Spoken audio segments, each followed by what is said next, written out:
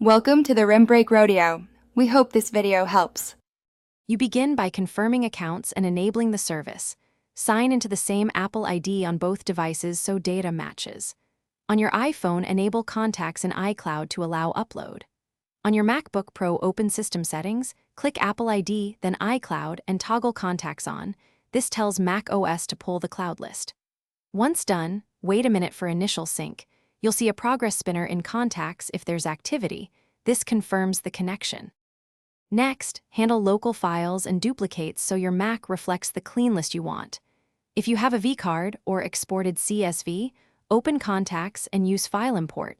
This brings entries into iCloud if iCloud is active. Then run card look for duplicates to merge records.